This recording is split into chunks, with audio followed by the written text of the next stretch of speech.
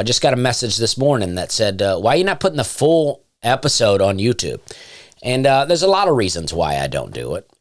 But also it's like, it's not a visual podcast. There's no reason for it to be on there. I like to put clips out there because I like just to continue to put out content. I like content to be available on my social media. But there's no reason for the full podcast to be out there. We're never doing anything visually. It's just me and Hannah talking. A video podcast would just be a camera on each of us for an hour. But also I say things sometimes on the podcast that I don't mind saying. I don't mind that it's out there publicly. But I don't necessarily want my face to be saying it on a video, you know? Yep.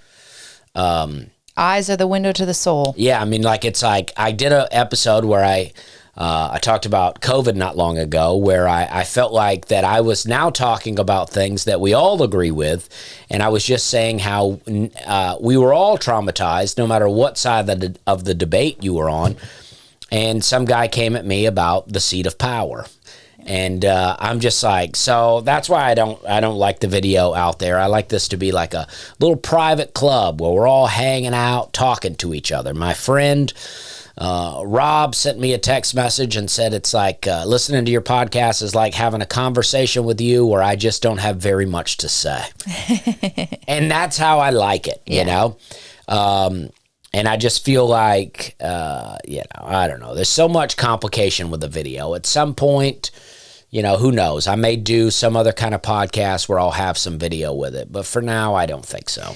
Yeah, I mean, based on what you said about me as the producer of this podcast on last week's episode, I don't think my time here on this podcast is long. And so you're probably going to be moving on. You're going to be moving on with a different producer, a different co-host, and honestly, maybe even a different wife. I don't know. I don't know what's happening, but I'm preparing. You took it extreme. Yeah. I mean, I could use a new producer today. I'll tell you that. But